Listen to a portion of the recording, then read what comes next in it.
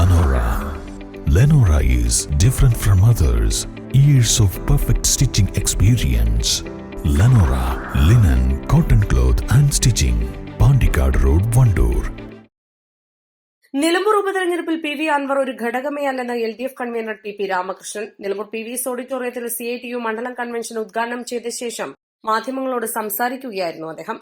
അൻവർ ഞങ്ങൾക്കൊരു വിഷയമേ അല്ല ഈ തെരഞ്ഞെടുപ്പ്. അൻവറിന്റെ ഏതെങ്കിലും തരത്തിലുള്ള നിലപാടോ പ്രചരണമോ ഒന്നും ഞങ്ങളെ ബാധിക്കാൻ പോകുന്നില്ല.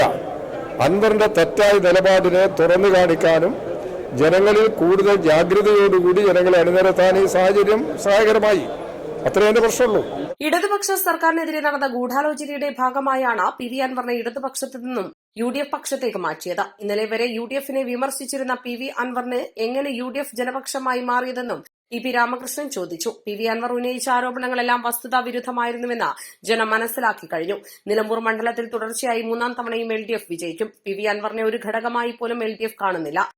അൻവർ ഏത് പാളയത്തിലുള്ള UDFനെതിരായി വലിയ ശക്തമായി നിലപാടെടുത്തിരുന്ന അൻവർ ഇപ്പോൾ UDFന്റെ പക്ഷത്തല്ലേ? UDF അൻവർ വരുന്ന സമയത്ത് UDF ജനവിരുദ്ധമായ ചേരിയിലാണെന്നുള്ളത് അൻവർ തന്നെ പ്രഖ്യാപിച്ചില്ലേ? ആ UDF എങ്ങനെ ജനപക്ഷത്തെത്തിയപ്പോ ജനപക്ഷത്ത് വന്നു എന്നല്ലേ അൻവർ തന്നെ അവകാശപ്പെടുന്നത്?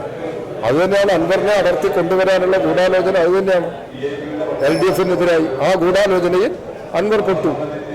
അത് അന്നും ഞങ്ങൾ വ്യക്തമാക്കിയിട്ടുണ്ട്. അത് ശരിയാണെന്നുള്ളത് പിന്നീടുള്ള കാലം തെളിയിച്ചു.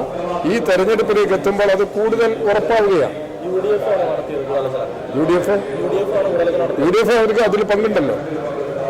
UDFന് അങ്ങനെ ഒരു മാറ്റം കൊണ്ടുവരുന്നതിന് UDFനും അതിൽ പങ്കുണ്ട്. അത് തന്നെ പറയുന്നത്. അല്ല, അത് നോക്കട്ടെ, അത് വരട്ടെ.